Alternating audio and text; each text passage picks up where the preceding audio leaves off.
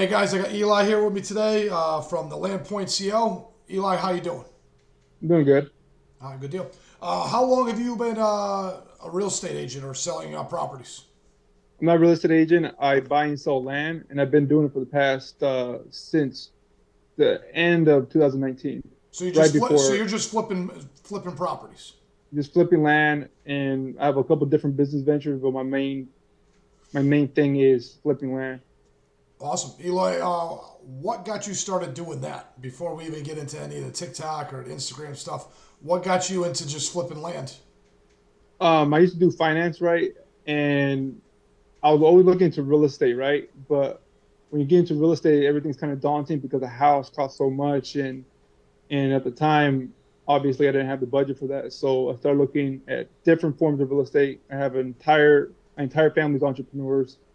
Um, so I'm like, okay, let me see what I can do. So I every day at lunch, I would go read books like in my car. Like I'll eat my lunch really quick and read books about like real estate. I was looking, and then I was listening to podcasts, and this guy was talking about land. And I'm like, okay, let me look into this. And land is like a very low barrier to entry, and the profit margin is a lot better. You just got to be really good at sourcing the deals and selling them, right? It's a little bit harder to sell land at the time. Now it's a lot easier, but at the time it was a lot harder to sell land.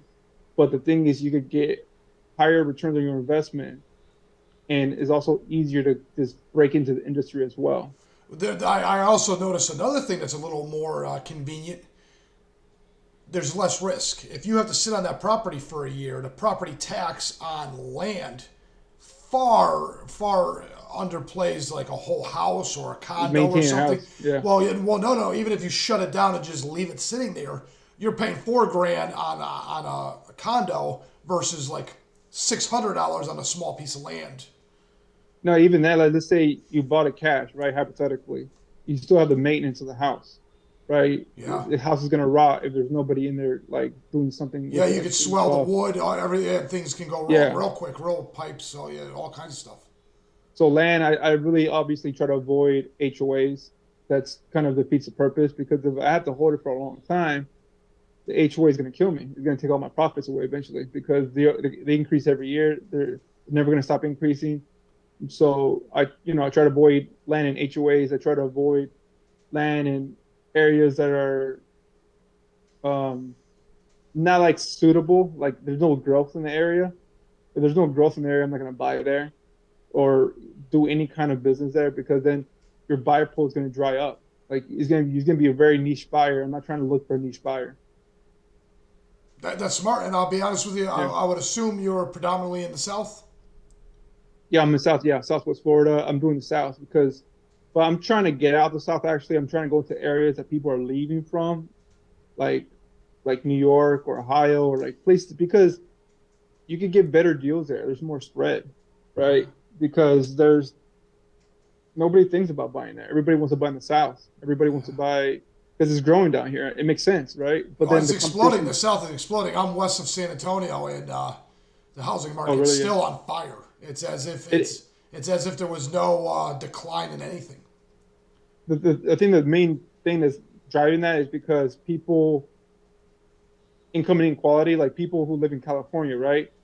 You can make a lot of money, but you can't afford to live there. So they just get that money, they save up, and they just move to a state that's a lot more favorable for them because they're using like California money to buy Texas property. It's a lot cheaper, right? Oh yeah, yeah. It blows my mind, man, because it's people coming from everywhere. I came from New England, so it's not like everybody's just coming from California or Yeah, of south of course. the border or anything. They're coming from all the directions. The South in Yeah. general seems to be on fire. It just the low taxes, the low income, whether it be property or income, it's all lower, man. But you're Yeah, right. There's a everything. huge opportunity up north because everybody's leaving. You could pretty much get land for nothing. There was a point. There was a point in Detroit, what 10, 20 years ago, where they were giving away houses. Yeah, they are. I think they still kind of are because it's still kind of because I actually even looked at Detroit, but the lots over there are kind of expensive for the area, and I'm like, nah, I could get better. I could get a lot for a similar price down south, and I wouldn't want to have like I don't buy in war zones, like the places that have a lot of crime, um, because obviously it's going to be harder to sell, right? So, and then builders are less reluctant to build there because they're afraid of stuff getting stolen. When wood cost a lot of money, like back a couple of years ago, the wood price went up. There was a lot of like the lots I was buying. A lot of people did want to buy in the areas I was selling because people were stealing a lot of wood, a lot of materials. So you have to be very cognizant of your buyer too if they're going to willing to buy in the area. That's smart. That makes sense. Yeah. And I'll be honest with you, Eloy, I like the fact that you're online trying to scale this up nationwide kind of thing. I find there's never been any entrepreneurial opportunity that hasn't done very well when it's scaled. I don't Yeah. care if it's taxis to Uber or any of it. It just all seems to work very well. Yeah. The thing I've been doing is I've been selling. I've been using my Tik because I have a TikTok too and Instagram. My Instagram is growing actually quicker now than TikTok. So it Instagram is actually making it easier for me because I think Instagram has better buyers and better sellers. They're more, they're older audience, and TikTok is a younger audience, so they don't necessarily have land. Or so I kind of do two things. I either buy land. I tell people, hey, I have two different websites. Like landforcashmoney.com is my buying site, and thelandpoint.co is my selling site. So on TikTok, it works very well because each video is classified as its own thing. So I could do two different things at the same time because they have two different websites at the same time. And it's not going to be a major problem because each video is standalone. On Instagram, it's a little bit harder because it comes from your profile. Because the algorithm for Instagram, it shows off the 1% of your viewer base, right? And then if that viewer base, if that 1% sees like 30 or 40% of your video, they show it to another 1,000, and then it scales up from there, right? So it's a little bit more difficult to get sellers on Instagram, but the buyers are way more qualified on Instagram, for sure. It's easier to get sellers off TikTok. If that makes any sense. No, that makes perfect sense. And I'll be honest with you, I did not expect the conversation to be so precise. This is actually really interesting. I hope everybody Yeah, listening is enjoying this because I think what you have here is a great thing. I think what you're doing is kind of cool, and you've only been doing it for a few years, and it looks like you have a pretty good rhythm already. So, how many pieces of property do you sell a year? it just varies. Like it varies because now I used to do a lot of lots, which is a lot more work and a less profit margin, right? And the thing that happens when you have like in a business is it starts your overhead costs are start to creep up, so you need to get more margin for every single property you sell, and then acquisition costs because there's more people doing this now is becoming higher and higher, right? So I need to start scaling up. So I want to do less lots because there's a lot less work but higher profit margin. But like let's say the past 2 years are probably like 150 Oh vacant wow! lots. Or, Oh yeah, wow! That's a lot. That's a lot of work. well, there is a lot of work, but like to be honest, the title company does most of the work, Okay. right? And I partner with a lot of people, so I don't get every single lot myself. I'll partner with them. I'll sell the lot for them, and then yeah, I do a lot of partnering. I think that's been helping me a lot. Oh, that's awesome. So what? And when you first started, was it one of those trial and errors where you just buy the land outright and just try to find one individual person? And how long did it My take before you started having people helping you with the title companies and other? Well, the title companies you just call them is like a service, right? They're the ones who kind of if you ever bought real estate before, they kind of clear title Yeah, I bought my and they house and everything, but I only did it once. I don't do it 150 yeah, like times. most people only do like I think two real estate transactions in their entire life. So a title company basically works is like the go between. So let's say you're a buyer, I'm a seller, right? If I'm a seller, the title company checks the chain of title, and then the buyer they get the buyer's money and they put it on an escrow like an escrow account, and then the seller signs a deed, and as soon as they get the deed back, they trade the deed they record the deed for the new buyer, and then the seller's the buyer's money goes to the seller. So it's a very easy transaction. They do a lot of the legwork, right? The only thing I had to do is just follow up with them to make sure everything's going on according to plan. Like it's going to close in the date it's supposed to close. If they receive all the documents they need to receive, that's the only thing I really do on that end. Acquisitions, that's just the hardest part Um, Disposition is also hard, but acquisition is becoming harder because there's like I said, there's more competition in the space. So people are getting and then newer people that coming in, they don't know what they're doing. So they're kind of artificially bumping the prices up. So if you tell somebody, hey, I want to buy your land, let's say the land's worth $20,000, right? And I can only make money if I get it at 15. I know a lot of people they're offering 19 or 21, right? And then these people, the sellers are like, oh, I got an offer at 21. And then I always ask, why didn't you take that offer then? Because it wasn't a real offer. The guy was just offering, he didn't know what he was doing. It happens a lot, actually. It happens a lot. And it's kind of making it harder to get leads. You have to just follow up a lot more now. Yeah, because once that promise is gone, they're like, man, we should have taken the 16 when we had the chance, kind of scenario, or 15.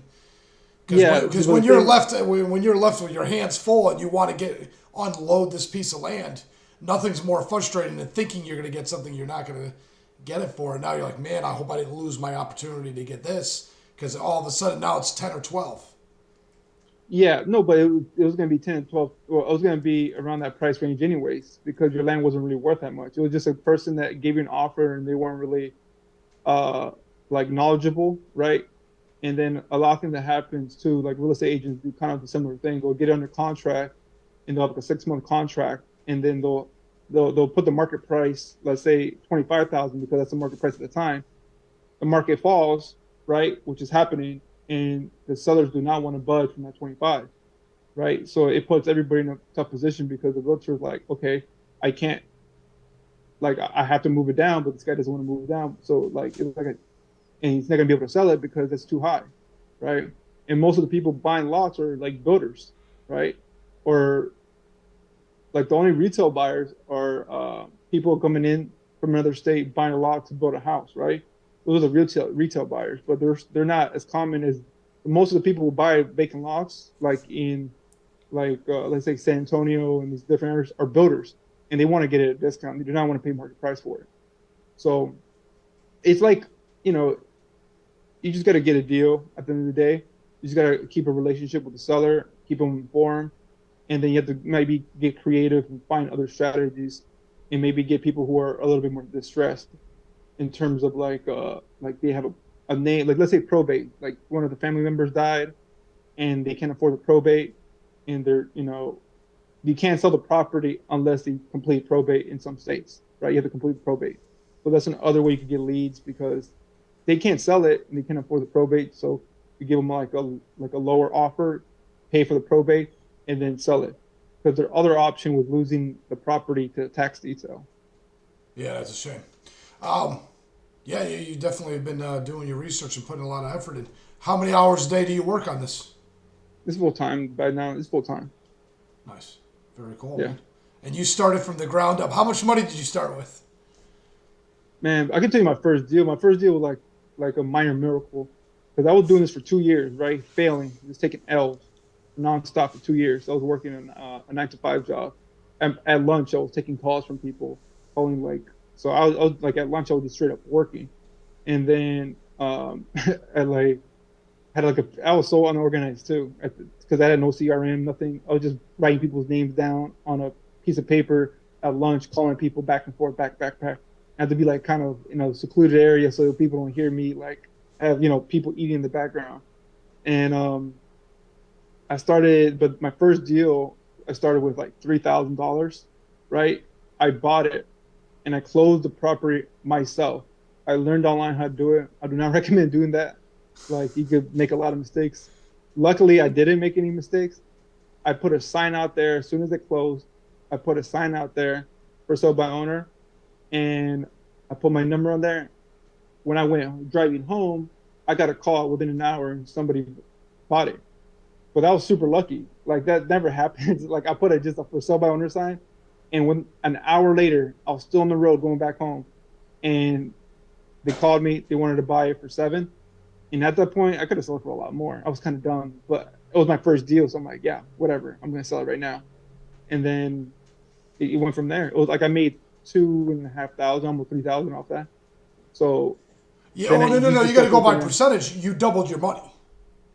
Yeah, I doubled my You money. doubled your money, so that's a big deal in and of itself.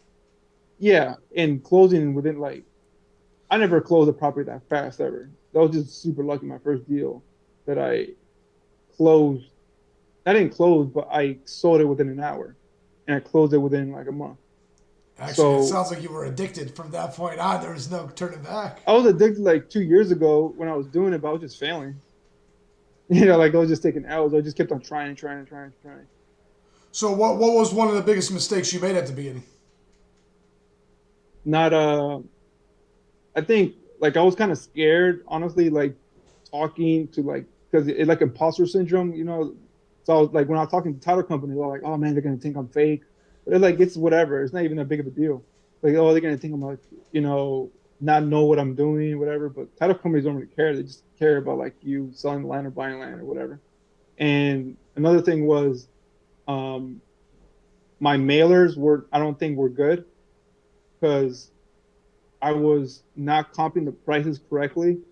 I didn't know all the strategies in terms of like there's like you could hold and flip, right? You can wholesale. That means you get the property under contract and you just sell the contract to another end buyer. Also, I didn't have any buyers, right? I didn't know you can just go find buyers first and then go like find a huge pool of buyers and then like find what they want in common and then get the property, right? Um, I didn't know how to use leverage realtors. I didn't know how to put stuff on the MLS by myself. There's like websites you can put stuff on the MLS on your own. You just pay a fee for it. I didn't know a lot of things. So like obviously it was like growing pain. So you kind of learn that like while you're doing it. At first, Actually, I like consider that the best part of the whole experience. When you're on a journey, man, it's all the mistakes, it's all the yeah, nuances of learning that makes the journey fun, man. yeah. And I think I'm a quick learner, and I think, and another thing is I also think I spread myself thin as well. And I still kind of do that now because now I have like an Instagram and TikTok I post every day on it. I even have like I have other social medias like I own Facebook groups that have like 10,000 people. One of them has like 3,000, all by land focus. Now I think I focus too much on that than actually the acquisitions and deposition side because I was spoiled in the beginning. I was doing vacant lots in my area. In my area is pretty hot, Southwest Florida, so it makes it so much easier. And then also the other thing I didn't really do is networking. I think that's the biggest mistake I made was not networking in the very beginning because I think there's a saying that says like you could get let me remember you could get 100% of a grape or you rather get a slice of a watermelon, right? And networking helps you get those slices. I made a lot of deals, like probably like more than 50% of my deals have been from networking.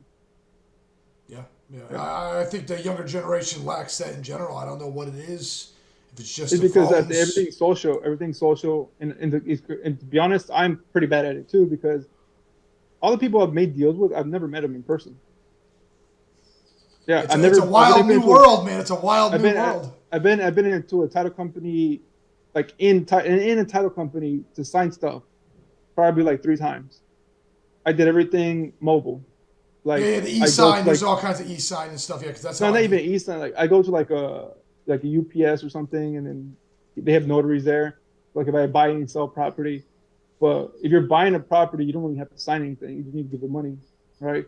So when you're selling something, you have to sign stuff. You have to sign the deed over to the new buyer, or the new owner. So yeah, it's and then so social media was kind of a hard one too, get it growing on there.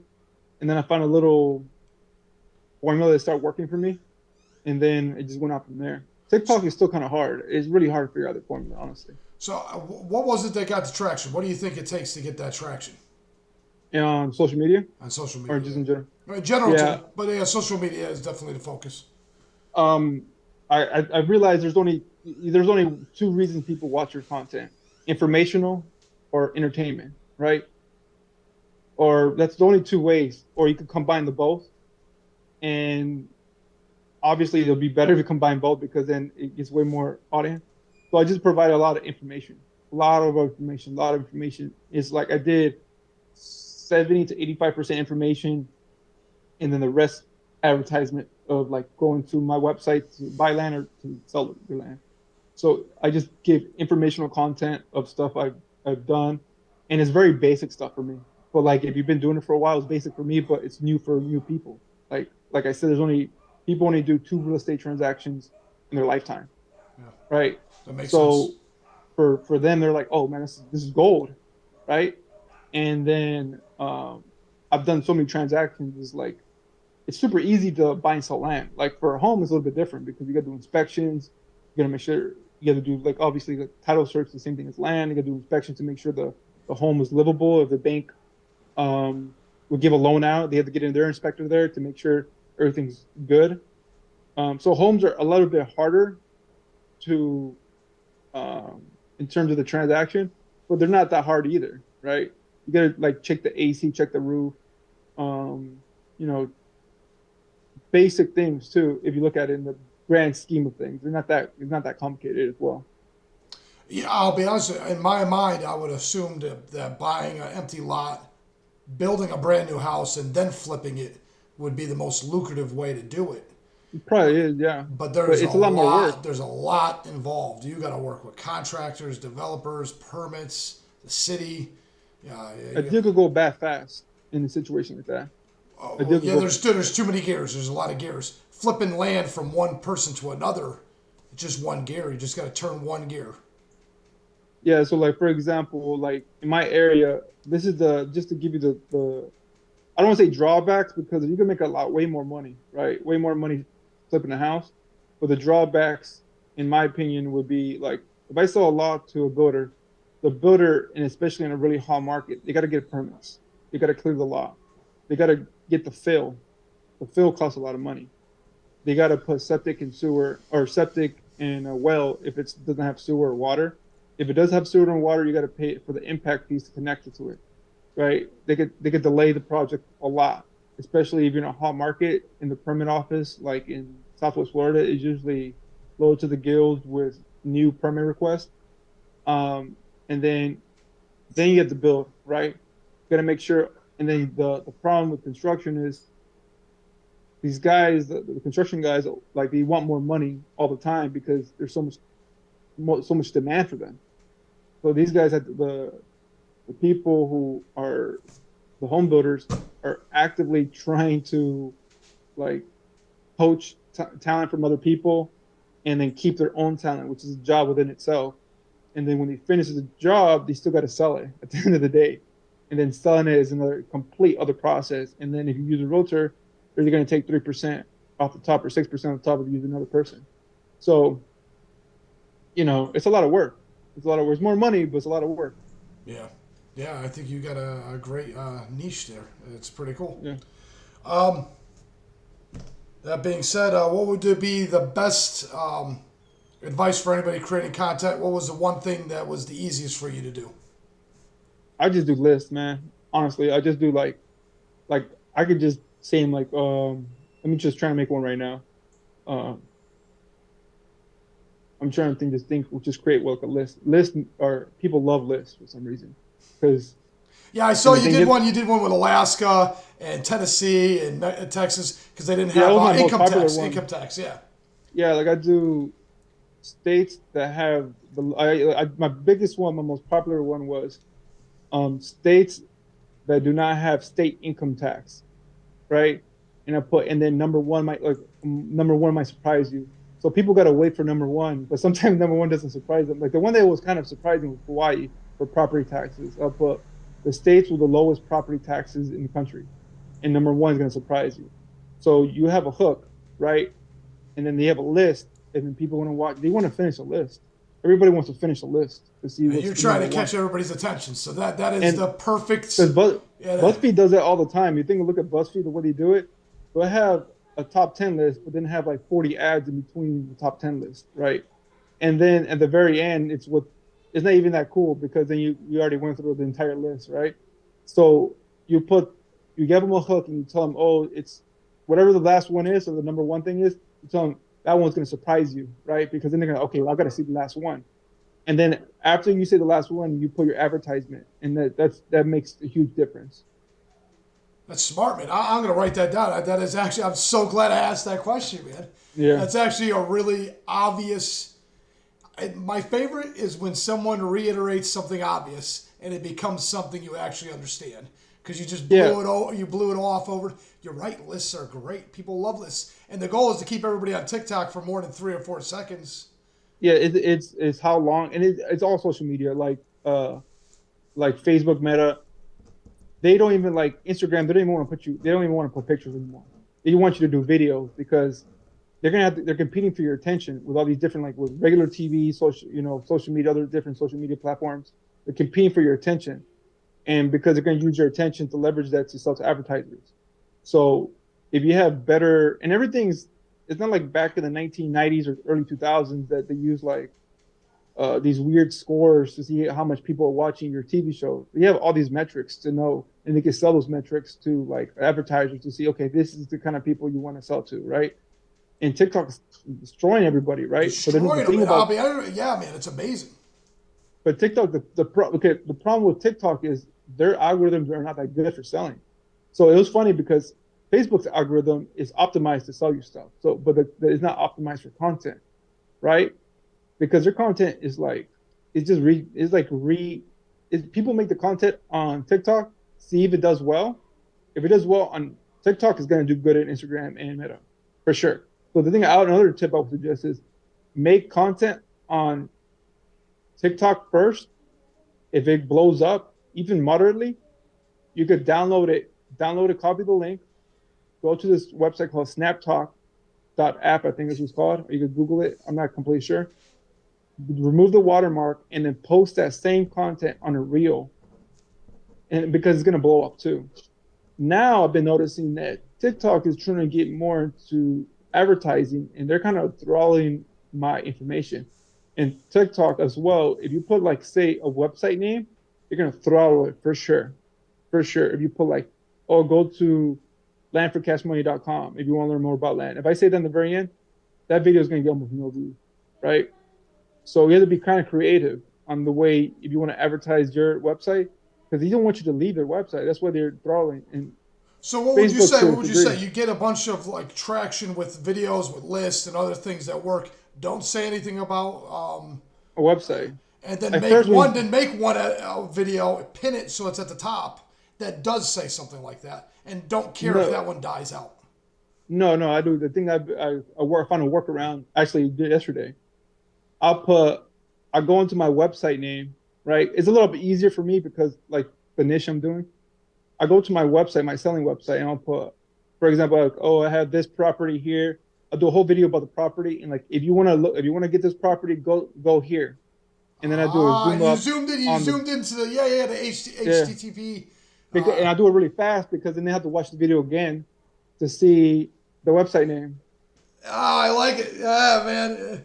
Eloy, that's great. That's really ingenious. I love the last 4 or 5 guys. I've got one cool or 2 cool things that I just wouldn't have thought of. And that's great, man. You can do it quick. Because, yes, several people have said the faster I do something, or if I even cut off the sentence a little bit, it makes them want to listen to it again. And now I got 2 views. Yeah, and another guy I've seen, I haven't done this, he purposely misspells words on videos so people could correct them in the comments. Oh, yeah, and they freak out. People lose their minds. There is spelling Nazis everywhere. Yeah, and also the thing is, I don't make controversial stuff. I don't talk about politics, right? But if you have something that most people disagree about, all those people who are like your quote unquote haters, the ones that like talk trash in the comments, they're literally kind of your best supporters, to be honest with you. Because they're making it go more viral by putting comments. Yeah. Or so like, I don't delete those guys. I actually comment on them back so they could start talking more trash, and then it just pushes it out more. I don't really care. Like, I'm not the kind of guy that gets like, butthurt if somebody says something crazy on my comments. Yeah, I don't either. I understand why people do, because it feels like there's a bunch of people outside your house with a pitchfork. Because I don't feel that way. Because I know that people do feel that way, so I understand. I understand it, but I don't really care either. It's like it's not like we're gonna get into a fist fight tomorrow. You're probably 1,000 miles away, and you're probably it doesn't really, it bounces off me pretty easy. But if you can get someone to talk something stupid, I've had it happen to me once on Facebook. where I was talking to someone. The guy said something stupid. Someone jumped in. The two of them started arguing. There was like 200 comments underneath the comment, and they were like novels. And other people jumped in. I don't even know how many Oh people jumped yeah, in. Facebook is actually the best thing to do because I do Facebook as well too. I have a couple groups. Yeah. The thing about Facebook I would suggest is, let's say you have a piece of property or whatever you're doing. I'm just gonna use land or whatever because that's what niche I'm in. I'll say, and this I heard this from somebody else. It's not even my idea.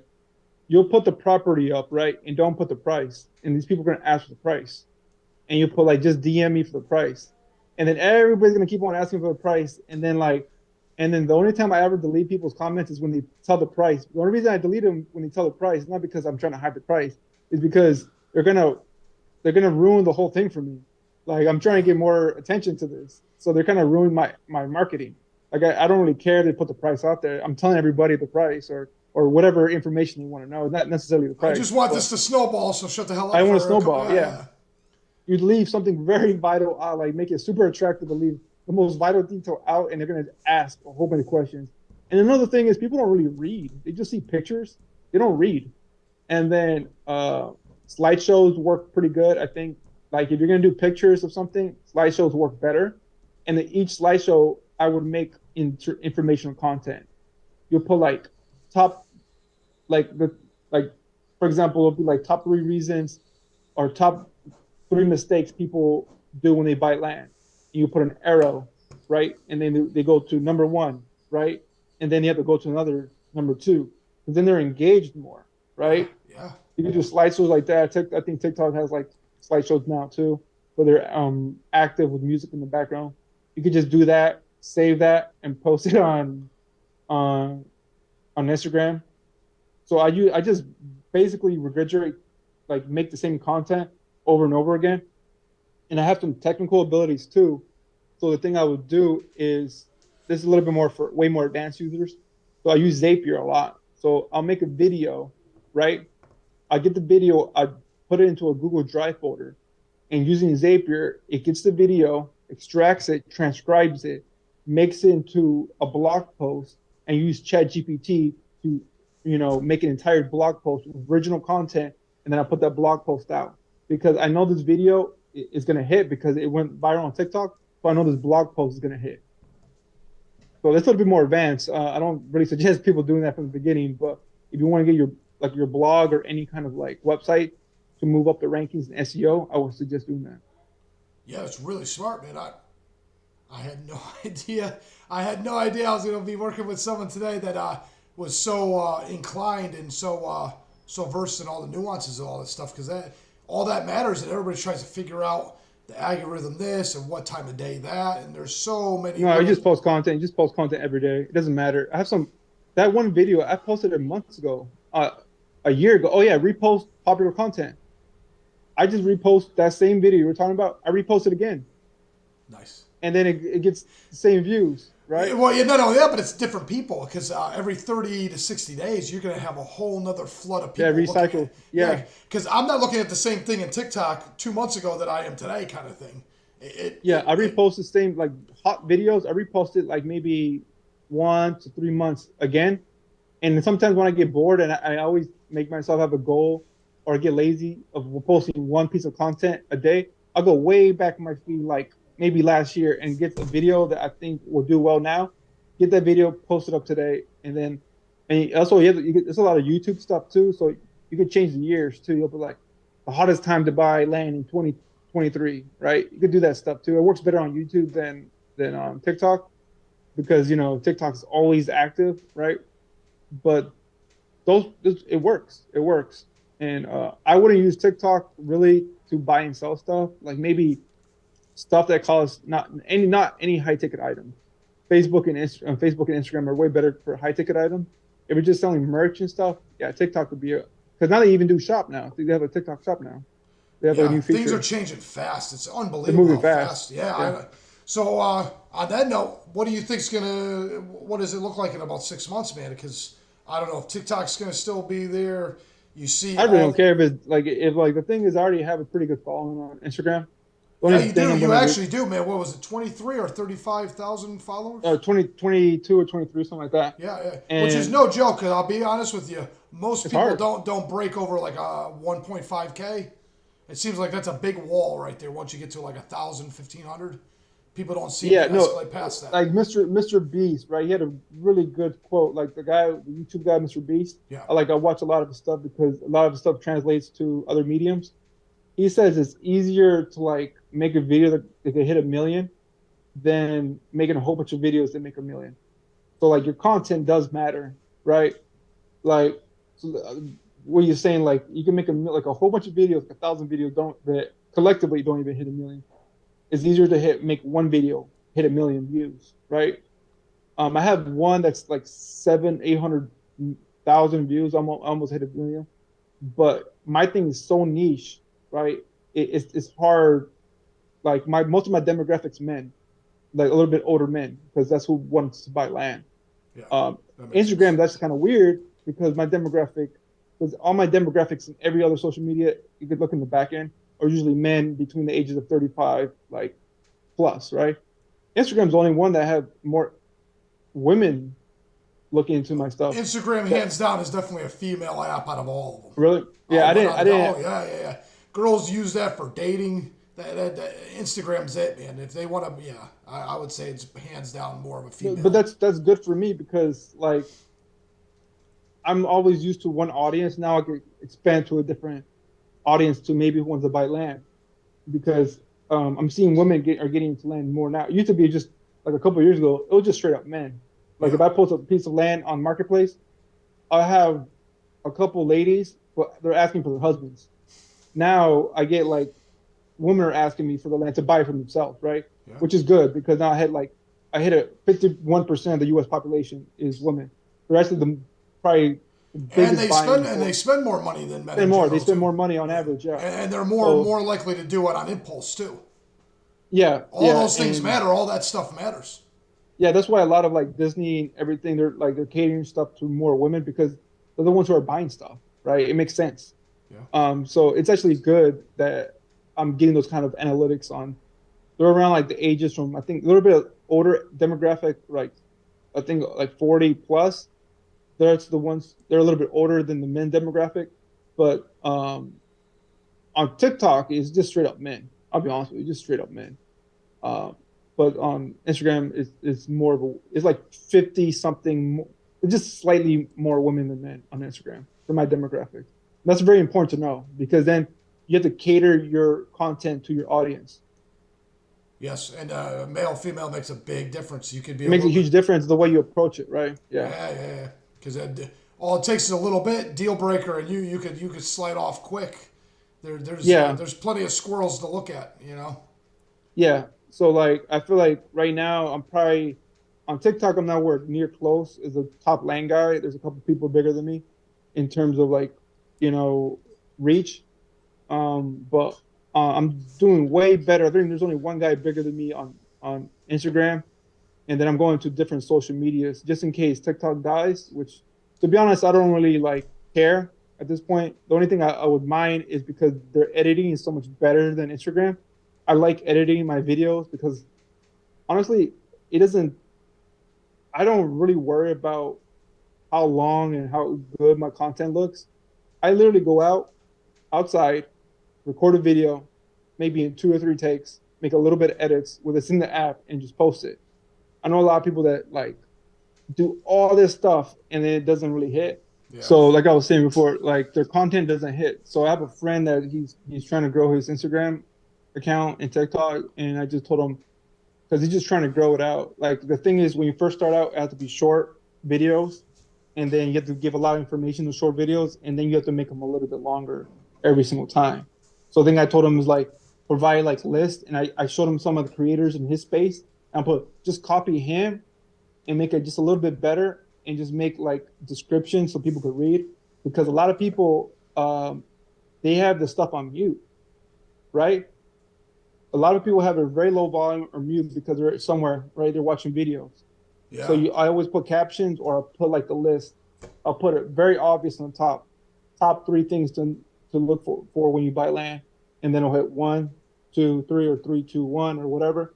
And sometimes I put the 1, 2, 3, so they know there's three things because I know they're reading it, they're not listening to it, and then they'll see the countdown. They'll see the countdown, and then like the haters will talk like, "Oh no, you don't need this. Don't listen to the guy." I'm like, "Okay, whatever, man," and it blows it up. Yeah, it's smart. Yeah, I'm writing down as much as I can. I'm not gonna lie to you, man. Eloy, I love any new idea. I love to try to focus on it as much as I can because there's so much. And I'll be honest with you, TikTok is probably the coolest thing on the planet because it's probably changed everything the most. Yeah, it Reels, changed. Yeah, it changed and everything the even most. even like political. I'm not trying to get into politics, but like for example, Instagram, like I said, caters to advertisers, and TikTok caters to content, which is Yes. humongous difference. So like they have an example, and I'm not trying to get into politics or into anything, but they did France. If you search France on Instagram, it has all these beautiful pictures of France, all these like shops and stuff you can go to, right? Like basically influencer pages. If you put France on TikTok, you see all the they having riots and protests. Yeah. They'll show that. So that even change like political discourse. It also changes like how people get information. Like Yes, because Google, people aren't Googling as much as they used yeah, to. they're not. They're going Google's straight to trade. YouTube, they're going straight to TikTok, and then they're Googling inside the app. And they're trying to get their information straight from there. My daughter did it the other day, how to do something straight on TikTok. Didn't Google it, went right to TikTok, and then went to the search bar. Like Google and Meta, they're the ones who obviously everybody knows they're the ones who paid for opposition research on TikTok so they could make. They also, lobbied a lot of politicians both on both sides so they could try to ban TikTok, right? The reason Google's doing it because like they're losing a lot of traffic. YouTube and Google, right? Google search are they're top 1 and 2 on searches, but they are owned by one company. Majority of the searches online are being done by YouTube and Google, and then TikTok is taking market share day after day. That's why they're afraid of them. And then so is Facebook. Facebook is losing a lot of advertising money ever since Apple did a new iOS update, and they can't basically read all the data from your phone, so it's harder for them to advertise. And then TikTok's algorithm is amazing in terms of content, but they lack the advertising like Yeah, but pixel like the I Facebook think has. though their market analysis is a better system because you No, bring it is. you bring the people, and everything else will follow. No, but you have to bring them in the right location. So I think, like for example, for doing ads, I think Facebook is way superior. I think best one is Google for sure, hands down is Google. Yeah, Google But is. in social, but in social media, Facebook is like supreme in terms of like how they get they aggregate the data. Even now, they've been kind of neutered a little bit since the new update on the iPhone. They're still a lot better than TikTok. I did some in TikTok. Ads are more expensive and less effective right now, but I'm pretty sure that's going to change pretty quickly. Pretty quickly, yeah. Yeah, it has to because I'm getting more and more ads now on TikTok, which is a little bit annoying. But on Facebook and TikTok, both of them. Yeah, they're both an uptick on advertisement, especially advertisement you're not looking for. I literally was scrolling through someone's content, and there was an ad in the middle of their content. So it wasn't like I was just scrolling on my For You page and just looking at just on TikTok.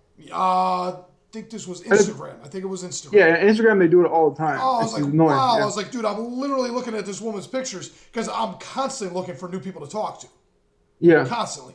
So I was like, I didn't even know that was a thing. It's like, it's so weird. It kind of threw me off a little bit. So they've all got a huge uptick on advertisement placement in general. But yeah, and then and Instagram is kind of neutering themselves too because like both of them, they're not paying the creators, right?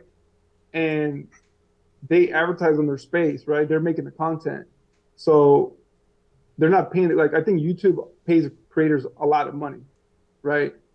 Instagram and TikTok don't, but they want to reap all the rewards. So like people eventually want to go to YouTube because it's just better, right?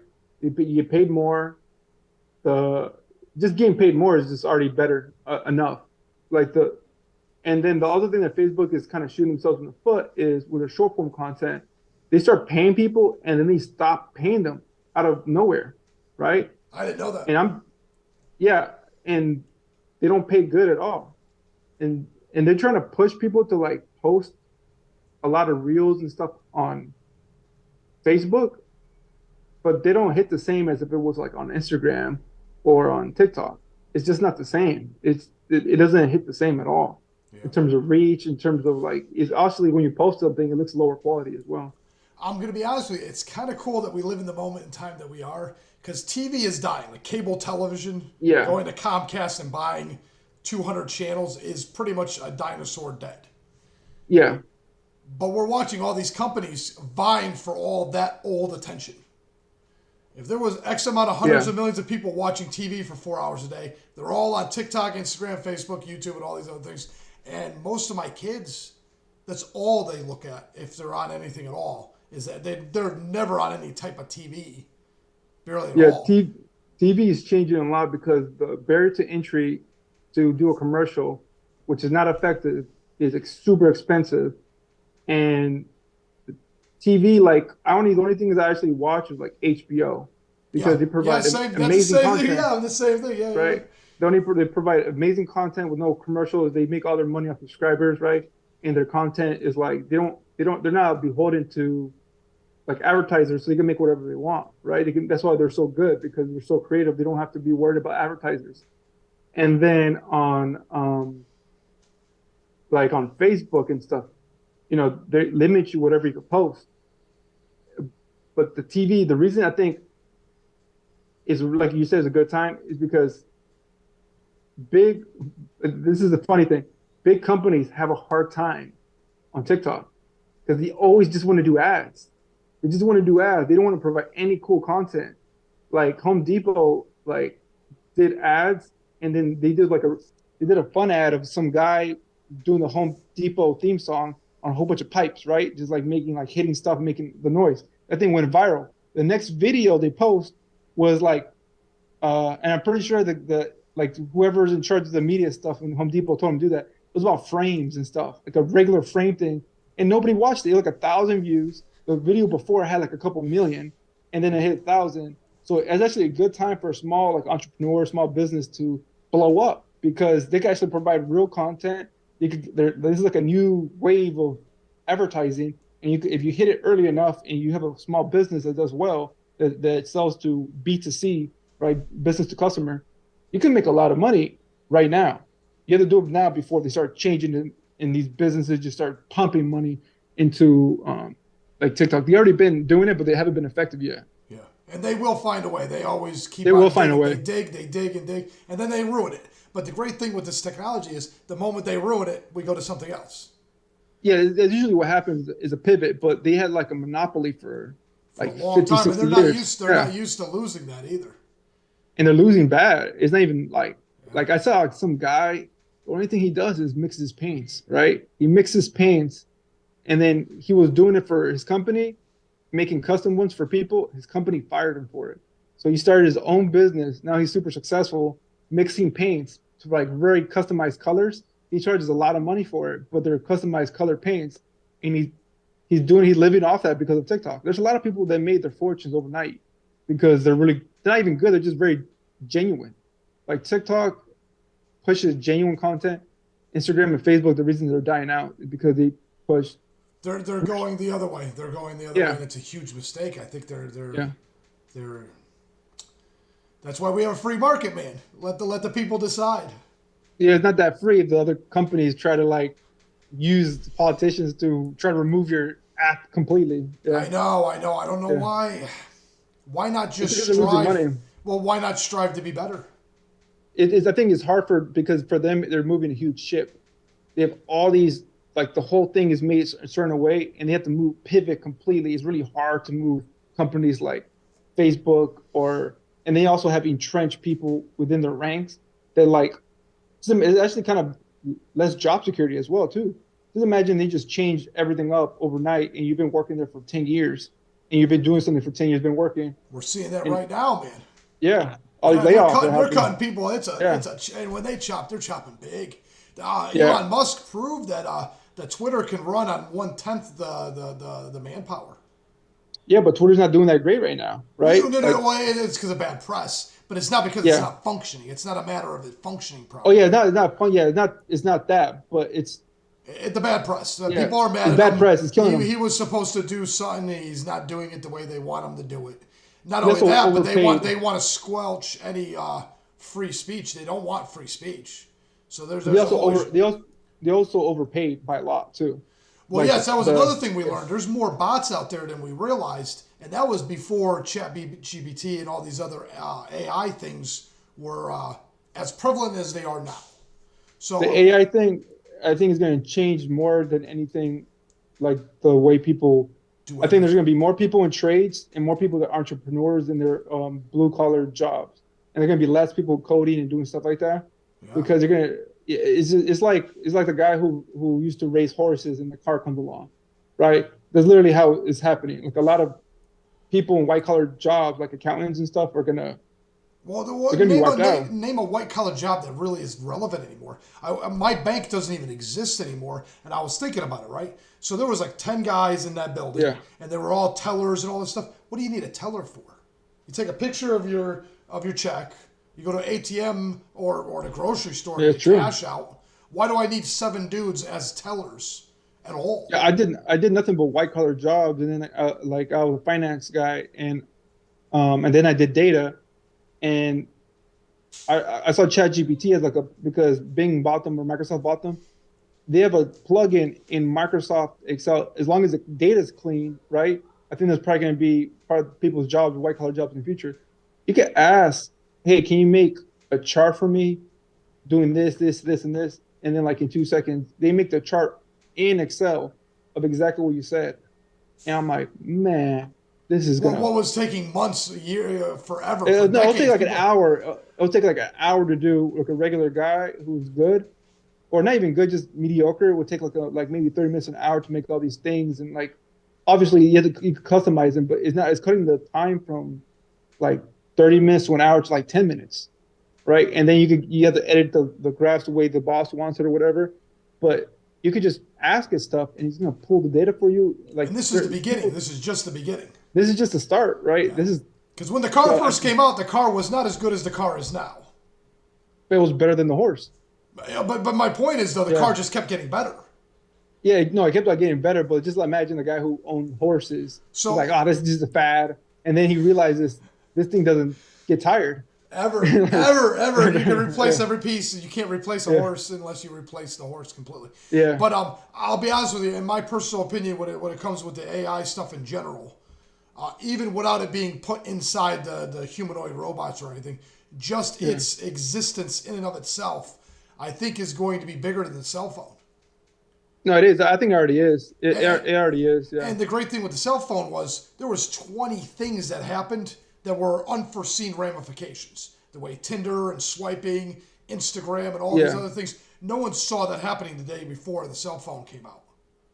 Yeah. I think those are like for example, those like dating apps or even social media in general. It gives these people. There's people who wrote books about it. It's called illusion of choice. People think when they have more options, it's better. In reality, people are happier with less options.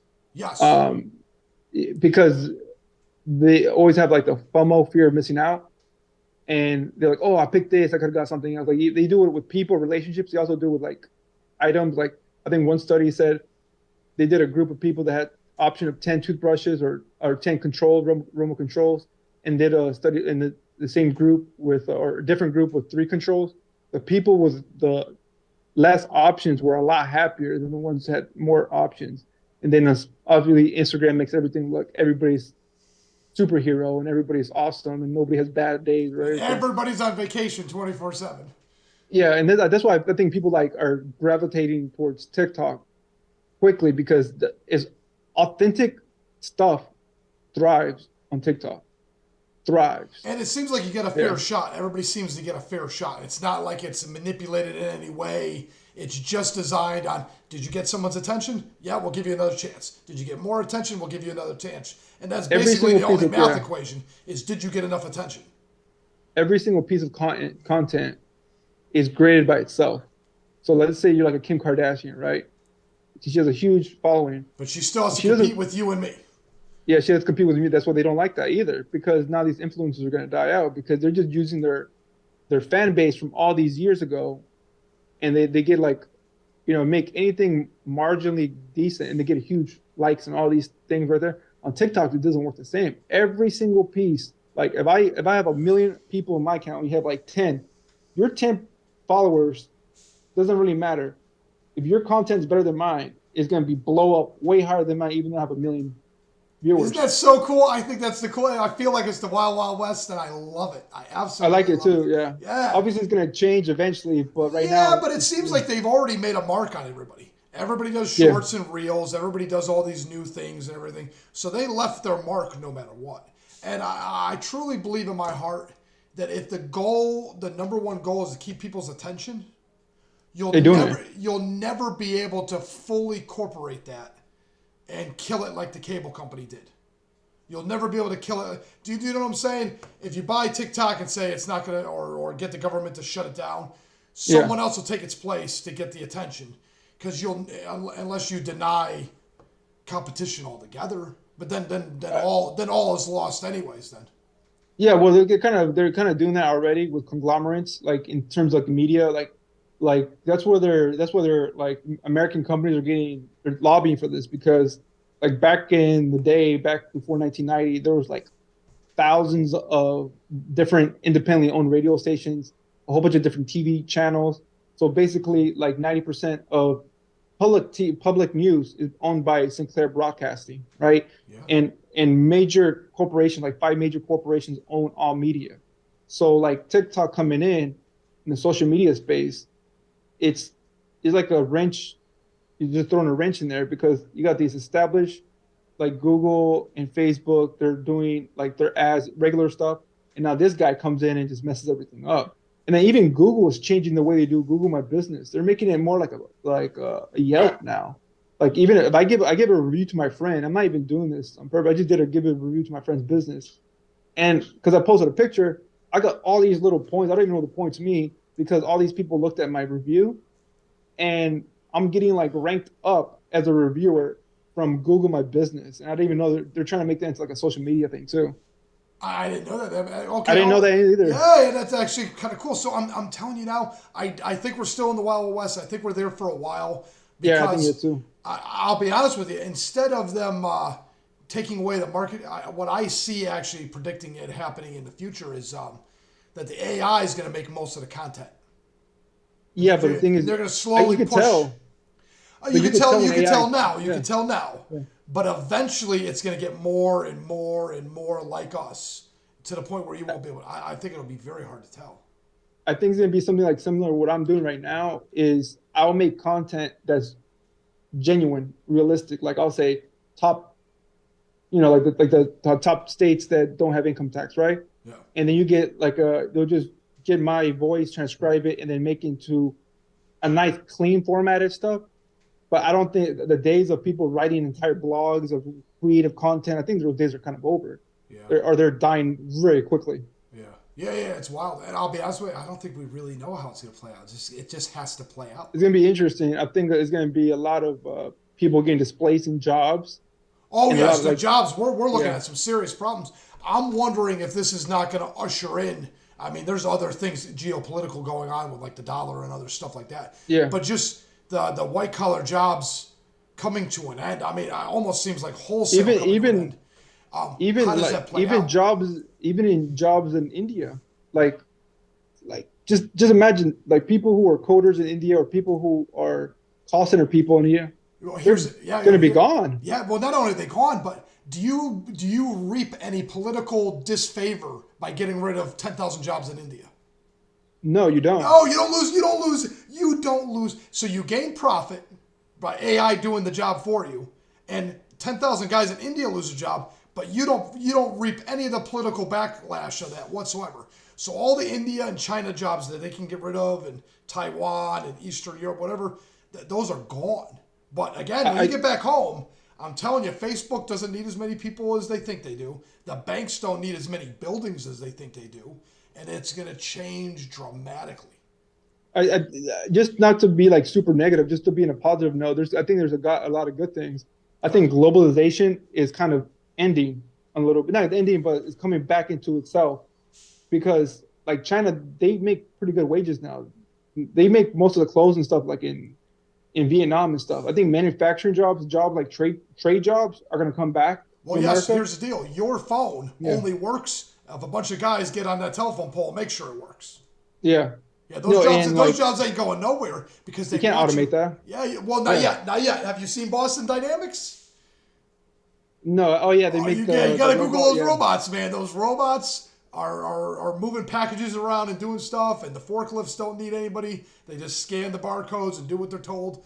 So those jobs, I dated a girl whose dad was a longshoreman, and Yeah. they fought 20 years ago to stop the automation of the longshoreman jobs, and it was a daunting Losing loss. battle. Yeah, Yeah. that battle was, but again, those robots will eventually. But I think those are the last jobs. I think all the blue collar, keeping the infrastructure running, will be the last things that are really displaced by technology. But it's inevitable. It's inevitable. No, well, there's two things going on right now. Like I think, like for example, in colleges, right? The biggest demographic to go to colleges are women. 60%, I think. I'm not. Don't quote me, but I think 60% of people who go to college is women. I think it's And even then worse. I think it's 70 now. I can't remember the stats, but I know it's a lot more, right? Yeah, yeah. So if you're a guy, right? What would you rather do? Get into debt to get a white collar job that's going to be gone, or is going to be reduced and lower price because, or go into trade school, go for 2 years, and these trade school guys are making more money when they make their own business. With no overhead.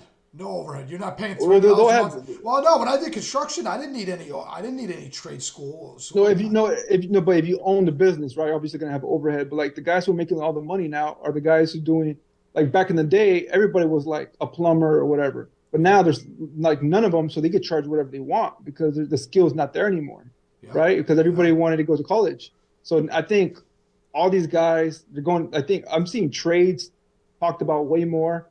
People don't even want to talk about going to college because it's a ripoff, right? College Oh, is it's kind of a horrible. Can you ripoff. imagine paying $300 a month to make $200 more a month? No, I can't imagine going to because I got scholarships. I did well in school, and I came out with no debt. But I know friends that were stuck with $100,000 in debt and like making, That's you my know, house. That's my house, man. A yeah, hundred, yeah. yeah, like, and they just give it to like kids. You know, they don't even give them a loan for a house, but they'll give them. And like to be honest, they even good trade. Like the people making these how we call it. The only reason it's allowed is because you can't default on student loan debt in America. If you could default on student loan debt in America, they'll never give kids scholarship money or loans. They'll never give them. Oh yeah, yeah. There's Because they yeah, chased me. I had to pay mine off. I paid mine off a couple of years yeah, ago. Yeah, I didn't have a choice. yeah. It's gonna follow you into the grave, and it's gonna follow you 2 weeks after you die. It No, never yeah. If you leaves. marry somebody, I'm not sure how it works, but I heard that if you marry somebody, get divorced, sometimes if they don't pay, they'll come to you, No, right? they can't. That's bullshit. That can't be. It's got to be some part of some alimony thing. It can't be Yeah, I don't know directly. what it is, It but can't I be heard the about it. student debt itself. It can't be the student. That is the most insane. Because otherwise, every woman on earth would have like their doctorate degree and just marry the first sap willing to marry them, Just right? divorce and Because stop I had paying. to divorce them. You got to pay my $300,000 doctorate Or no, degree. they'll pay half. They won't pay the whole thing. They'll I pay don't. Well, like then do it whatever. again Yeah, and have them pay the other half. Now you only got to pay a quarter of it. You got your yeah. doctorates for like 40 grand. No, Two but two like, guys are living in mom's basement the rest of their lives, paying your yeah, student. Yeah, no way. There's no way. It's got to be some no, kind of but alimony thing. no, but it's I don't know. I think the demographics changing because like uh the thing that happened to a lot of men in the past is like in the 80s and 90s, the manufacturing jobs went away, Yes, big right? time, big time. And not only that, but it shrunk too because the Yeah, ISO standard. Now you didn't need a gigantic Stanley tool to make you a bolt. A small little guy in Connecticut with just a couple lathe machines yeah, can make that same ISO standard, just like the guy in India and the guy in China and the guy in yeah, Europe. So some guy in a small little warehouse behind his own house can have two guys working for him and pump out enough for the demand of a small $10,000 or 10,000 piece job, and he can compete with the biggest company on earth. yeah. They can, yeah. So um, these big companies, I think, obviously they're trying to outsource as much as they can to save money, right? Yeah. And obviously everybody wants jobs here, and I think And I'm not sure about you, but I've been hearing like unions are coming back. Everybody's talking about unions now, and I've never heard about it before. I get that all the time. Maybe it's Well, my they algorithm and were TikTok. dying because they were irrelevant. Now they're relevant. No, they're real Yeah. relevant now because now it's literally if we don't band together, it's like how do you guarantee you're going to keep your job? Not even that. Like the wages are so low, I and don't know. they're I don't paying. know if you could afford. Okay, so let's play a pretend game. Yeah, Say McDonald's decides that they're only going to pay you $10 an hour, yeah. and say Burger King decides I'm going to pay you $15 an hour. But the job's really worth only 8 or worth $50 an hour. It doesn't matter which way you go on the pendulum. Whatever Yeah. that job's worth, eventually that's where the market will land, whether you like it or not. No, Because I agree with that. I do agree you with that. understand what I'm saying? Yeah. Because here's the I deal. just If one company pays a little bit more, all the good guys go to the other company. That company survives, the other one dies. no, I completely agree with that. I'm just saying is like the wages are so like people can't survive, No, they can't so they're not going survive. to take the. But again, though, Yeah. McDonald's, were you supposed to raise a family of 5 on the salary of McDonald's? Is that the purpose Oh, of of course, McDonald's? of course not. Of So course, I'm now, not even now, saying now that. the Yeah. argument becomes is the entry level job for a 15-year-old the standard by which we raise a family of 5? So you No, I'm can't. not. No, Do you no, know I what I'm agree saying? with So that. minimum Yeah, wage has a purpose, but the purpose isn't to raise your family. The purpose is to prove your worth in the marketplace and get beyond that income. yeah. I think the way that, like, for example, Scandinavian countries do it, though, they don't actually have a minimum wage, which is kind of a misnomer. They'll have unions for every single industry, and the union will kind of collective bargain with the industry Okay. to see what the minimum wage should be. It's not like for example, if there's like the minimum wage could be for all these different jobs, like you were saying, It's all market supply. specialized. It's all specialized. And then the It's guy that also gets to the yeah, top of the cream gets paid more. You yeah, got it 30 like years. He's really good. Yeah. yeah, so like over there, they don't have a minimum wage. Their unions kind of set the minimum wage for that industry, right? But it's a completely different system. They have a way smaller population, but I think the unions are coming back because of people are like, I want more money, and I'm working. And then the thing that happens is there's a demand for the job, and they'll fire people and make people do more work with less money. I think that's what people are getting upset about Yeah. because they want to do And that's more. going to become more and more prevalent as the white collar jobs Yes, for sure. disappear. So Yes, yeah. there's going to see. I'm wondering if we're going to get to the point where there's going to be that standard of living income that just gets deposited in your bank every month that they've been talking Yeah, about for that years. it was a crazy idea, even like, But but it's then not you as thinking about crazy. it, It's not as crazy it's anymore. not crazy anymore, right? Like because what can you do? Like you can't work. Well, if robots are going to take over half the jobs, we have to do something. We have to compensate something. That's kind of no, but it's kind of a crazy world. Like you see in Star Wars or something, people don't work; they just live, and the robots do everything.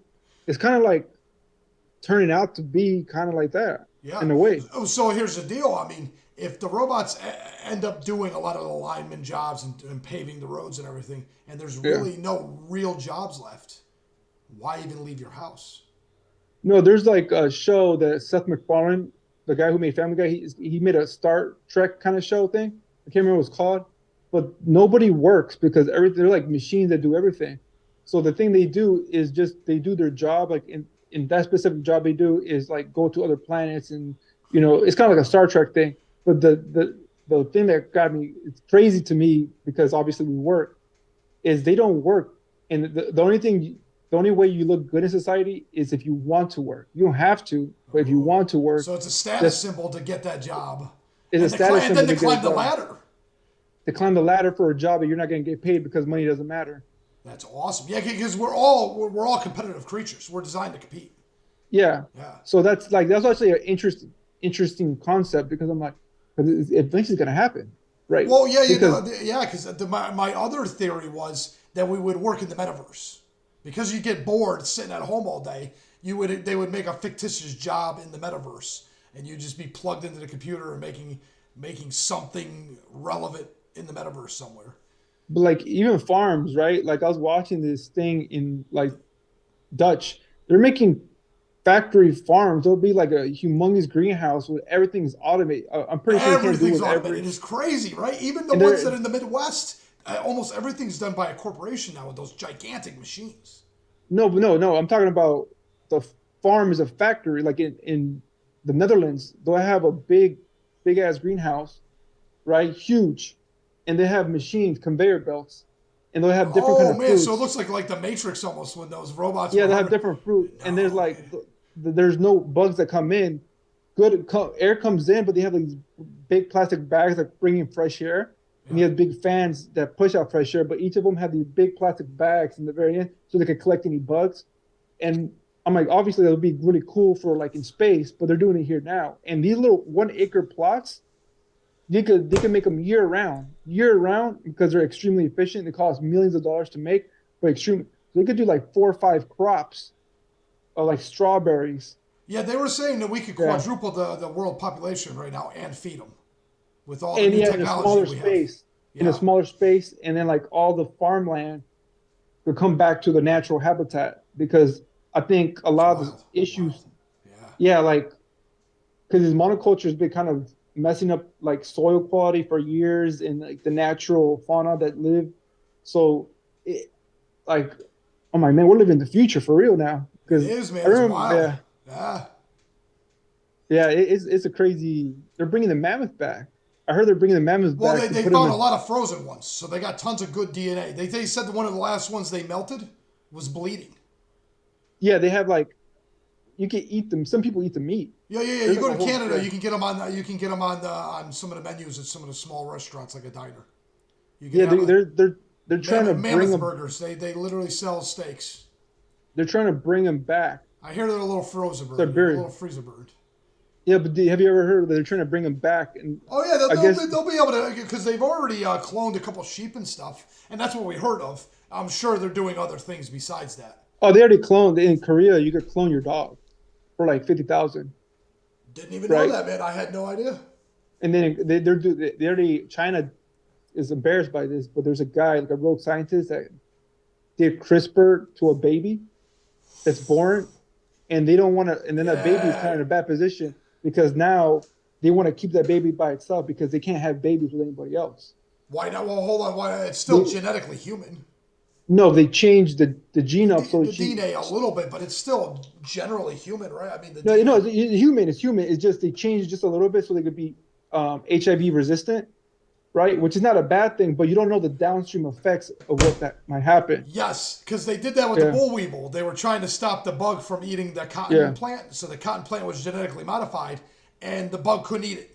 But the cotton fell off a week before it was ripened, so it destroyed the crop anyways. So yeah. when So you that's what when I'm you fix saying. one Yeah, thing, you don't know if you're triggering three other things that have unforeseen ramifications that can make everything actually worse. You just don't that's what know. happened in China. Like they were the Chinese government was embarrassed by it because they want to be accepting the I never Chinese in heard the of that. community. That is totally new to me. Yeah, the guy he's been arrested already. Like he's a big scandal. He used CRISPR, which is gene editing, right? Yeah. And in the future, there's a whole documentary on Netflix about they're going to do gene editing on So you people can now get to blonde make. hair, blue eyed, 6'2" if that's what you want. And but Or the proponents for it say supermodels are going to want good looking kids because that's what they like, and smart people are going to want smart kids because that's what they want, and then we'll have right? these weird mole people and tall people, and it'll just be like this weird world of separated, No, almost. but just imagine like it's not even steroids anymore in the Olympics. It's It's who's been this, genetically modified to be perfect. yeah, but what's perfect? Like, I don't because know. We don't know yet. that's Do what I'm we know? saying. Yeah, Yeah, we that's what I'm don't know. saying. Because how Yeah, many dogs yeah, did we get? People don't realize we were able to get the vast majority of all the dog breeds in the last like 400 or 500 years. Like 90% of oh, them all exist within the last 500 years. yeah, yeah, because they're like super inbred, like they inbred them Yes, but my crazy point is, amount. you Yeah, don't know until yeah. you get to the extremes how small and how big or how efficient a dog can get until you do it all. Can you Dogs imagine? are dogs and humans are the only two animals. It's kind of coincidence that have the most phenotypical differentiation between their own species. Like all these different phenotypes in terms of like eye color, height, skin Yeah, yeah, yeah, color, yeah, yeah. hair. Like humans And and they're dogs. and they're the most efficient killers. Dogs, I think, are the only ones that even come close to us at like 99% efficiency at killing prey. In packs, yeah, in Yeah, I packs, think yeah, it's like yeah, 99% or something like that. 100% for humans, obviously, because we can yeah. use tools. No, but it's no, it's getting to a like I remember my dad saying he's like I used to watch like the Justice League when I was a kid and had a whole room as a computer. My phone is stronger than a computer now. Oh, Like the way yeah, stronger. When I was a kid, I remember putting not the floppy disk, the hard ones, but the big 5-inch floppy, yeah, those big monster discs in, and you'd have like 7 of them to play a stupid game, or it was wild, man. And these computers took like 5 minutes to boot up, and yeah, yeah. and I'm talking before the ear, because that was a whole nother The whole aspect. thing, yeah, Yeah. So yeah, computers have come a long way in just a few years. Again, I think the AI, the self-driving cars, all this stuff is going to have a bigger impact than the cell phones do, and oh for sure. the phone is no joke. No, So no, for we don't sure. even know. We don't even know. I think it's an opportunity for if anybody wants to get into a Oh, it's business. always opportunity. It's always Yeah, it's opportunity. always yeah. It's just you got to hit it in the right stride, right? Yeah, well, you gotta you gotta be conscious of the right now and conscious of what you think the prediction of the future looks like, and you gotta be able to navigate those two at the same time to a certain extent. Yeah, for sure, for sure. You have to be very aware. Like for example, when I saw TikTok, I'm not even like if you look at my TikTok, I don't have my face on any of the TikToks. Yeah, a lot of people If you say think that. of Then other people say they swear by putting their face on. So I'm not sure how that plays. if you want to make a personal brand, you put your face. If you want to put your brand of your own, you don't put your face. I don't want people to look at me as like, oh, he sells land. I want people to go to my website, my brand, right? So Okay, I'm okay, you're the first one to explain that. Okay. because I don't want like you could be your own brand, but I like keep it to myself. So I post all my content without my face, and I get it's not that hard. You just got to post every day. And I think right now, because these companies are bending over backwards for your attention, they'll do anything for content creators. So right now, especially if you have a business, especially if it's like a business that's, you know, not high ticket, like something low ticket, like t-shirts or, products that are under $100 or over $500, it's easy to sell those on TikTok. And TikTok's making a whole store now. Yes, So and it's smart, man. It's that's going to change the genius. game. They do it in China. They've already been doing it in China. It's going to be genius. It's going to, for these guys making shirts and stuff, like or like small products. They're going to make a killing. They're going to make a killing. This is a fantastic conversation, man. I've learned a lot today. Oh, thanks. Appreciate it. I learned a lot too. Yeah. It's amazing. Technology is an amazing thing, man. It really is. And I just taking the chance of starting something, I think has so much more benefits than people realize. It's worth chasing a passion. You have to do it consistently. So like you're doing a podcast, right? And how many podcasts have you done? How many like You are interviews? number 73 Yeah. that I'm gonna publish. There's a If you have few. if you have over 100, you're basically already top 1% of all podcasters.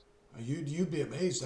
People don't put a whole lot of effort into this. I was pretty high up there on the first 4 months with like half of what I have now. So this year I should blow most of the competition out of the water. No, you're right. No, Yeah, and yeah. I didn't realize that. It was kind of like, I don't know if you've ever heard what was his name there, David Goggins saying that he did that run one time and he didn't realize you could do it in sections and he did it all in one shot. He's Yeah. like, ignorance is bliss kind of thing because he was able to crush everybody by accident. I Yeah. did the same thing last year. I didn't realize that no one was doing it as much as I was doing it, that I was doing it too much. I get out of work, I do dinner with the kids, I get the family situated, I would do another podcast. I was doing like three or four a week, and most people aren't even bothering to do that much. The thing I would suggest for you, because I learned this from a guy who does a lot of content, I will break up your videos into sections because you have all this content. You break it into the most exciting sections you think is most interesting because you're going to do the editing anyways, and then you get that and put it on TikTok, put it Yeah, on I'll be Instagram. honest with you, So Eloy. That's actually the goal this week. yeah, Actually, I didn't want to do any podcast this week. Just so many people said yes to me like 10 days ago that yeah, I filled up my schedule. Like I've already got a double. Is it double booking? I'm looking. No, but next Monday is already booked, and I didn't want to do that either. There was so many people, and I don't want to say no. I don't want to ask you to do something and then say no. Yeah, I understand. Yeah. You know what I mean? Why ask? Why be that guy that just, But the, it starts getting a little more traction too. I was doing terrible. I was so frustrated. I'm like, I know I'm not doing that bad of a job, but it's kind of unique. It's just a unique scenario. No one's doing what I'm doing with the podcast at all. Yeah, Just yeah, you find your niche. You find your I think niche. I did, and I think this is gonna work. It's just a matter of going through the grind and putting the time. But I do need to get some extra traction by Yeah. snippeting all the conversations into smaller and pushing out content in TikTok and Instagram Reels and stuff, just so I can get something other than YouTube because it's not paying out. Yeah. Spotify's paying a little bit, but not as much as I would want it to either. No, I would do TikTok, and the thing I would do for you, this is what I do, right? I'll for you, I will post a whole bunch of content, right? The snippets, right? Whole bunch of like every day, twice a day or something on both platforms. It's gonna be exhausting if you don't have a person doing it for you. But if you do it like twice a day, every day on TikTok or Instagram, you put like a link or whatever. Listen to this. You're gonna like this one. You go on YouTube and figure out I need a confirmation link for my YouTube channel, right?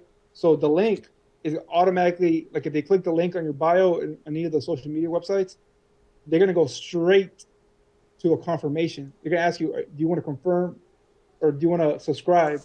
Yes or no. And then most people just say yes, and you get all these different subscribers overnight. What? Say that again, because that's a profound one. You email YouTube. No, you don't email. So let me say it again. I think I kind of butchered it. So you go on YouTube or something or Google and figure out how to get a confirmation link to subscribe. So that you get your YouTube channel and they have like a little thing in the back of the URL that says confirm equals one. I can't remember exactly. You put that, you copy it, and then you put it on your like link in bio or your link tree or whatever to your YouTube channel. And then when people go to click that link, they'll automatically go to the YouTube channel and they ask them, you want to subscribe, yes or no? It automatically asks them from the very beginning. So What did you call that? What do you mean? Well, you said you Google your YouTube You Google, channel.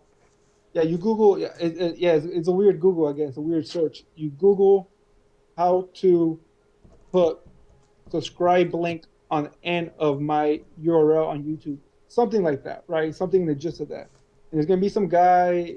So there's a whole bunch of videos about it, teaching you how to put that says confirm equals one. It's like a thing you put on the back of the URL, and then when they click it, it goes. They automatically get asked. They automatically asked, and then they'll say most of them say yes. I got like 100 people like that on my YouTube. I only have 200 people.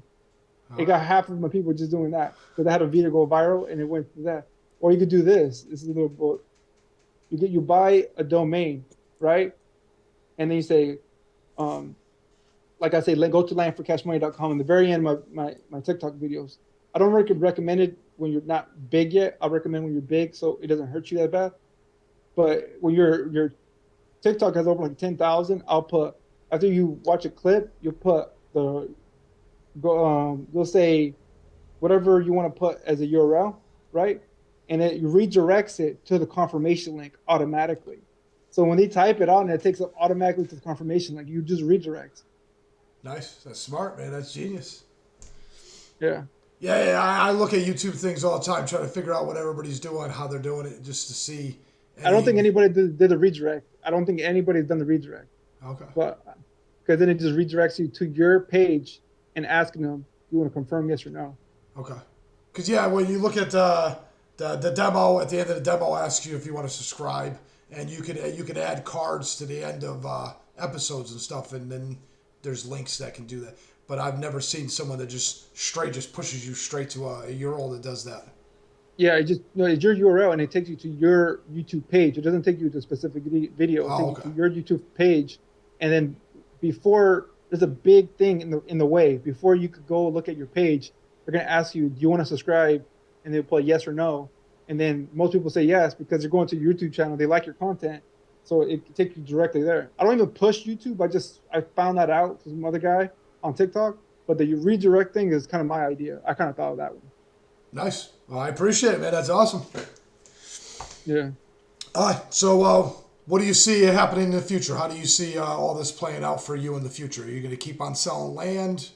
No, I'm gonna pivot, complete pivot. I think land getting saturated. I'm gonna go into probably Section 8 housing.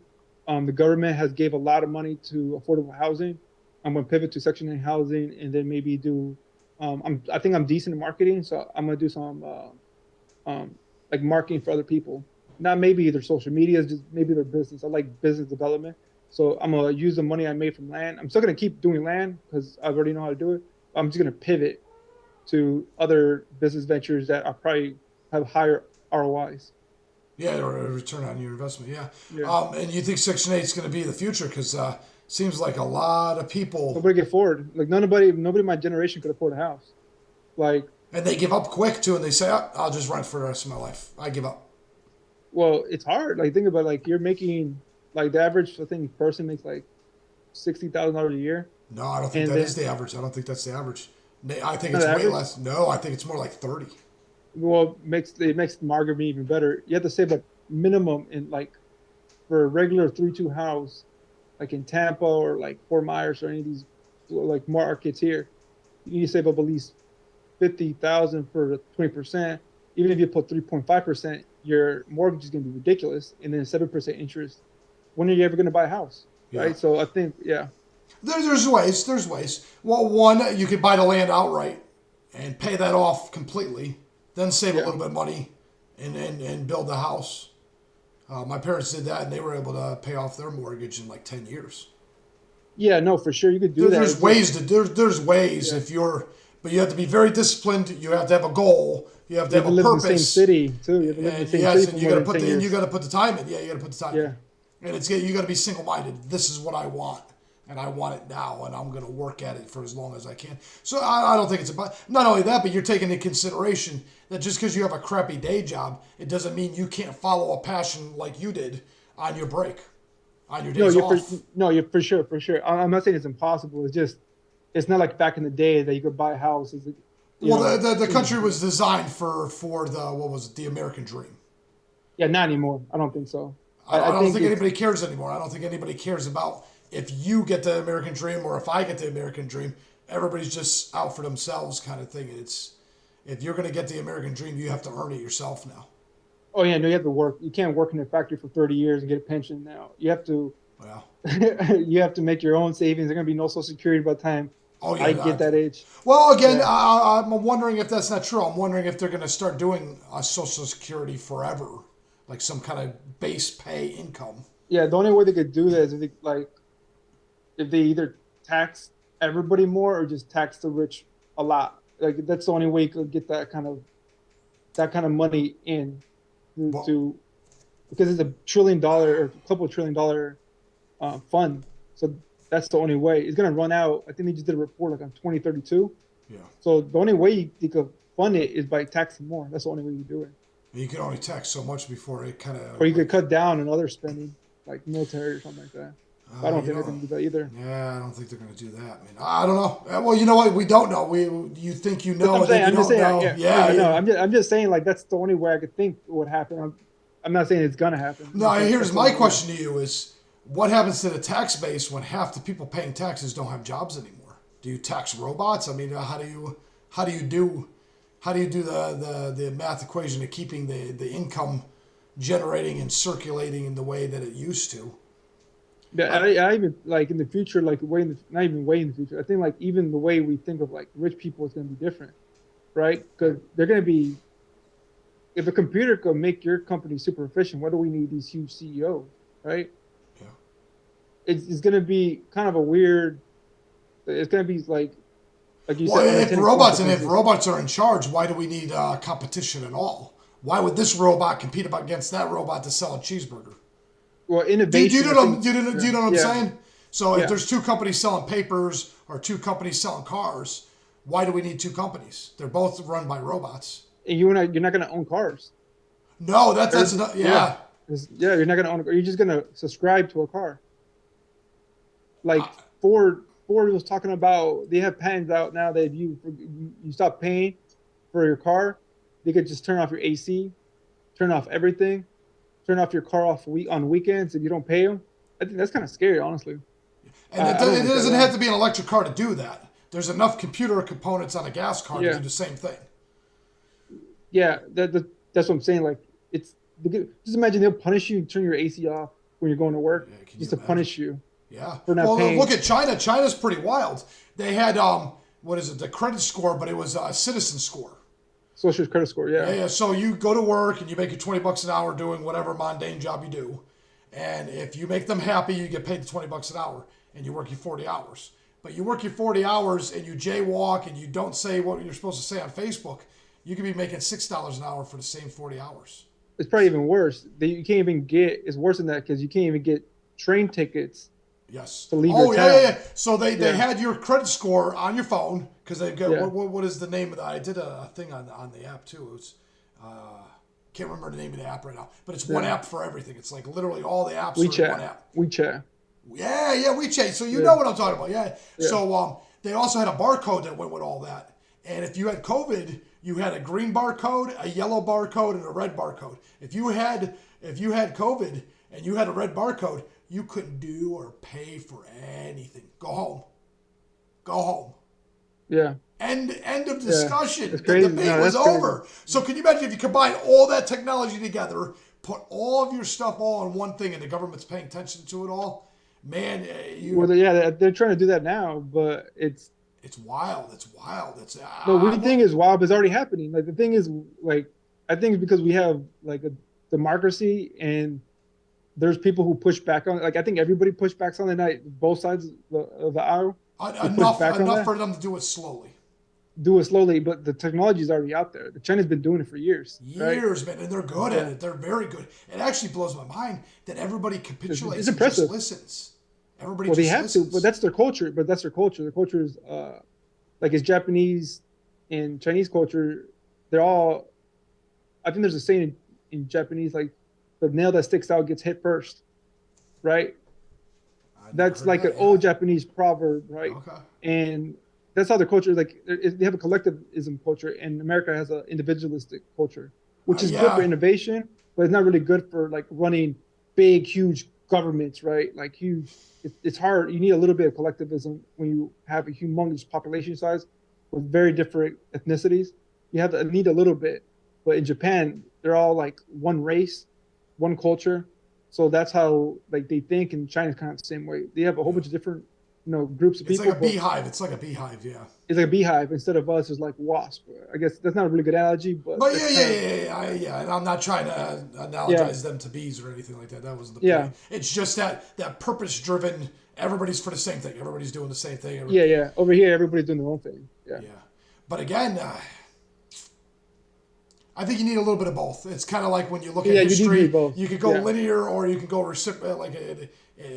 patterns that repeat themselves. But both are true. It's not just one. Most of the innovation that came from America were from like immigrants that couldn't do that in their countries, but they were open to do that here because everybody's open to individualism and being their own person. Yeah. So like a lot of the going to we use Germans to make basically the rocket ships that went to the moon, nuclear bombs, all these different things, Yeah. all these different like the cars were I think yeah they're German. Mercedes Benz made the first car. Like all the technology came from immigrants that couldn't do it in their country, but they were open to do all these cool things here, right? It So is one of the coolest parts of our experiment here in America. yeah, because they Is couldn't do it here because they'll get shamed and nobody wants like they get like because they have a lot of other countries have collectivism cultures too, but over here because you want to be your individual, you want to stand out, it gives you opportunity to do it. and we're one of the few countries on earth that doesn't shame people for being rich. Yeah, I think they're doing it now, but before It's still not as bad as it used to be. But yeah, you're right. Where our culture is slowly changing, which is a yeah, shame because I would never want you to do less. I would rather strive to be your equal.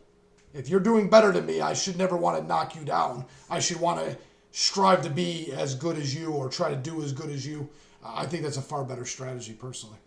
yeah, I think so too. And The jealousy thing doesn't make any sense to me. yeah. Well, I guess when a lot of people, very few people have a lot, and a lot of people have little. I think it starts happening when there's high income inequality. When there's low income inequality, people don't care, right? Yeah, yeah, yeah. Well, yeah, I think that's what happens. The shift when it starts shifting. But yeah, Yeah, that's a But shame. I I agree with wonder. I you. wonder how that's going to play out too, because that's a whole nother animal too. Is we're seeing that the inequality of wealth move in such a manner that no one's ever seen that in the history of mankind since like Even kings.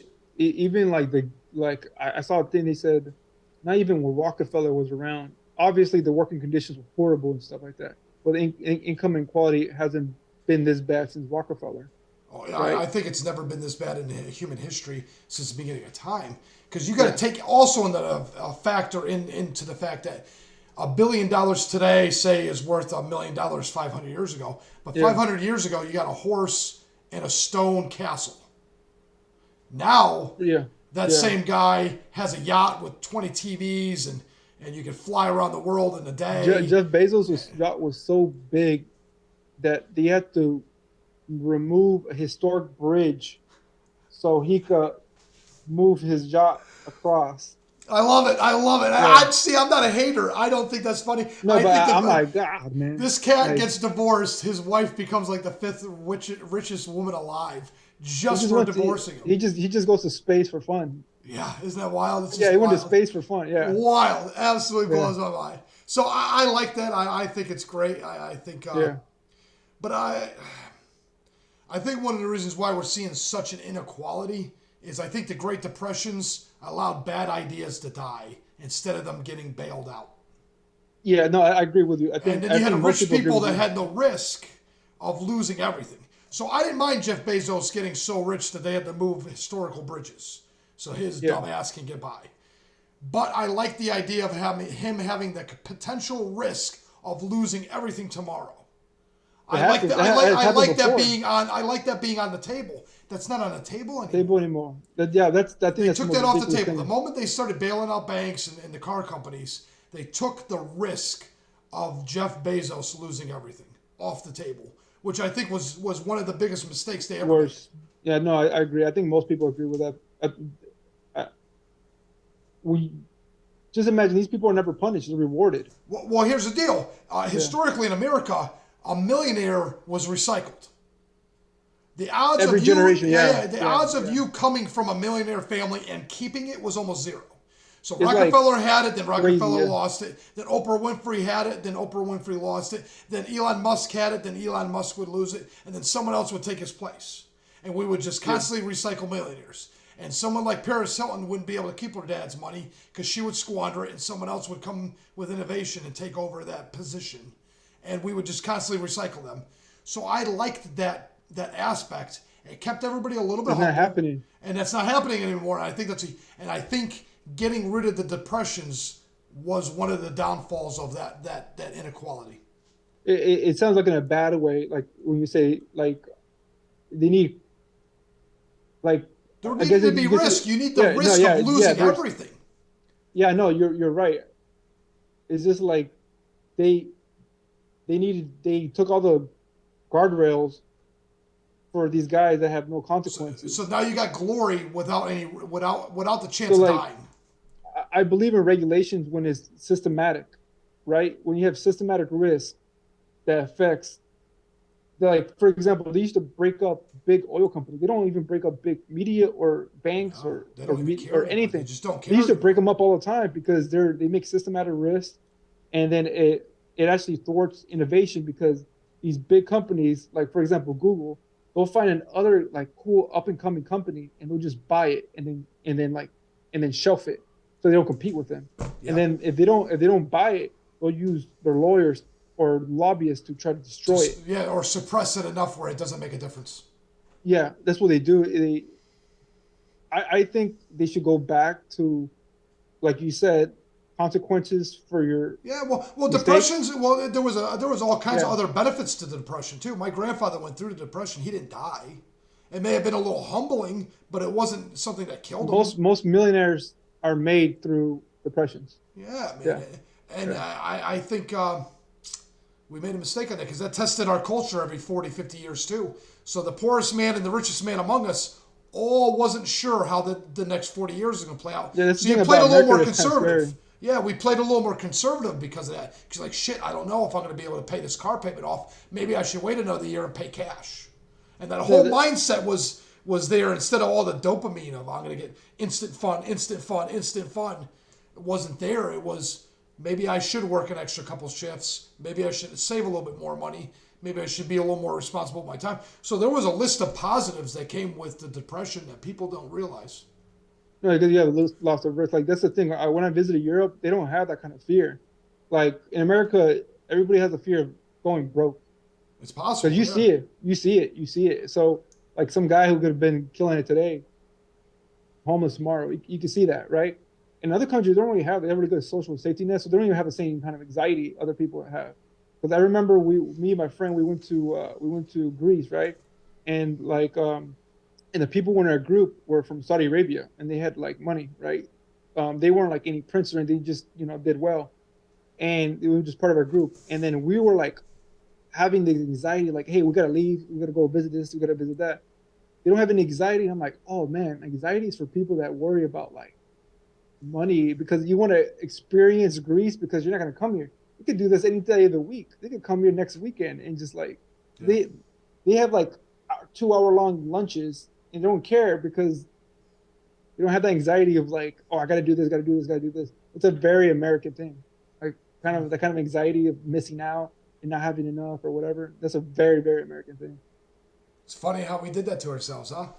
Yeah, it's kind of weird, right? It's like Because if you think about it, we came from Greece, we came from France, we came from England. It's not like yeah, they live better lives too. Not they don't work as hard, they don't have as much, but they're like they're chill. yeah. Well, it's a give and take. Everything in life is a give and take to a certain Yeah, extent. for sure, yeah. But if you go to Greece, can you become a billionaire just because Oh you no, want? Yeah, it's no, probably off the table. You have to be no, but it's born. not, You have to be born in those yeah. families, or get really lucky at soccer. No, but it's not even like that's not even their kind of goal either because they just want jobs over there. They have like a humongous like unemployment in like a lot of these European countries. They Well, just want jobs, yeah. yeah. Well, Greece. What was it? 10 or 15 years ago. One day on Friday, they said we're going to close the banks a little early, and everybody on Monday found their banks were cut in half. That one basketball player, the big one, I can't remember his name. They call him the Greek Freak. Yeah. He went through that as a child. So when he went to America, he made all his money. He put all his money in 20 to 30 different bank accounts so he could be under the limit of the FDIC 250,000. And he did it because he was so scared of the bank runs and stuff like that. Yeah. So Because on, he went on through that that. though, what do you think about what happened with the banks there in Silicon Valley? They bailing those out and all that stuff that just unfolded last I think month. I think it was like a bad marketing. Like those people were actually like, because I used to work in the bank, they had the liquidity like ratios pretty good. It's just some guy. The thing is that the people in there did a move that scared the guys who have a lot of money in the bank, and they did a bank run, right?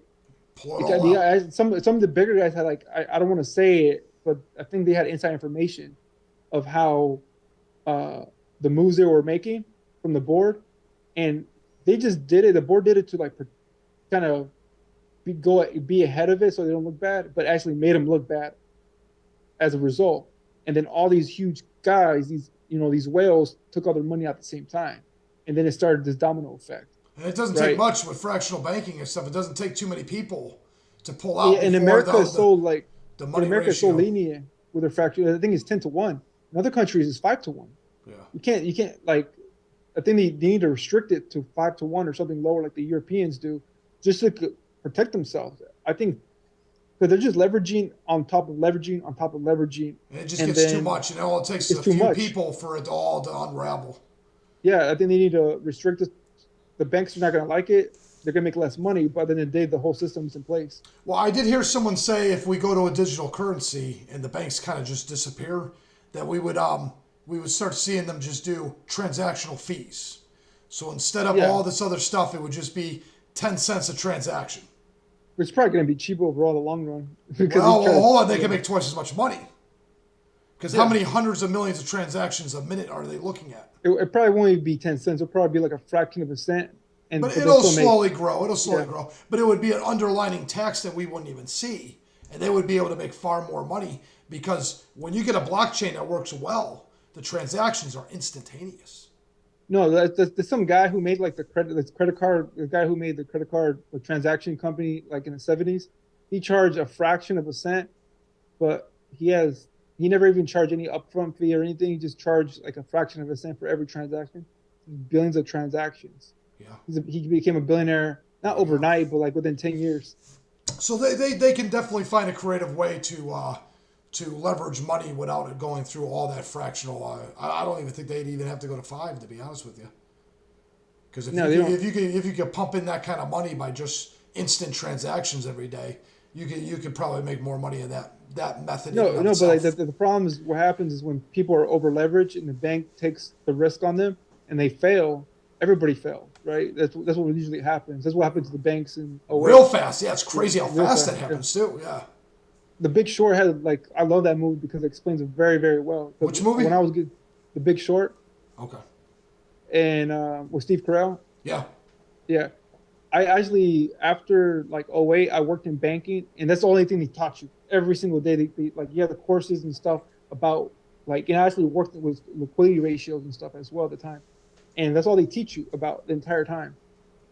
About what happened and what they're doing. And like at the time, they were every single quarter they're making tweaks to the regulations just to make sure they fit within a certain parameter, like the liquidity ratios of because banks have sub banks within them, right? I didn't Because know that. they'll have smaller banks that are regional because you can't have a bank can't have a branch in every single state. You can only have it in certain regions, right? You can't have it in other regions because then it'll be systematic risk if you have a bank that's nationwide. So to have it in like Bank of America, I think their actual headquarters is in Wyoming, right? For like legal reasons, and then they have all these different. It's complicated. I don't really want to get into it, but basically they have like banks, and then like for example, I think Citibank owns the bank of the Mexican equivalent to Citibank. They own other national banks as well. Okay. Like so, they own a whole bunch of different banks of other countries, and a lot of people don't even know that they Well, own banks of you other countries. diversify a little bit of your risks too, which makes sense. No, but they own entire like other countries, um, major banks. Like, No, I didn't know and that. yeah, people don't know that, right? No, I didn't know. So, like, bad I think it's Banamex. Like, Citigroup owned at the time owned Banamex, and they own all. So just imagine if Citigroup went down, it's affecting not just your economy but the Mexican economy as well. Yeah, that's why we're seeing the dollar be so vital with everybody. Is so many people are holding that money right now. No one wants to go down with the ship. That's for Yeah, I'll sure. buy I'll buy Swiss francs to hedge against inflation. Swiss francs is the best currency to Do hedge they against stand to inflation. the gold standard? I don't know what they stand to, but I know they're just very like Very reliable, Swiss. they're no they're like the thing that usually people buy to hedge against U.S. Inflation going up in other countries. They buy the francs, I didn't know Swiss that. francs. Okay, Yeah, that's pretty cool. awesome. Yeah, Yeah. All right, man. Eloy, you are awesome, and this is a pretty cool conversation. This went a little bit longer than I expected too. yeah. I went down a whole bunch of rabbit holes, but it was worth it. Yeah, No, I think it's worth it, man, because it's a unique opportunity to talk to you. It's not like I'm going to be able to do it every day. So on that note, go ahead and plug anything you want, man, so everybody knows where to find you if they want to buy some property. if you want to buy a property, go to thelandpoint.co. If you want to sell your land or any property, go to landforcashmoney.com. Awesome. And how can they find you on TikTok and Instagram? Both thelandpoint.co or .com. It's landpoint.com. I strategically put my website as the domain name so people could just go Find my both. user Okay. handle. Yeah, Yeah, that's smart. That's smart. Okay. Good deal. I hope you have a great week, man, and I'll let you know when this gets published. awesome, man. Thanks. Appreciate it. Yeah, you have a great day. Bye.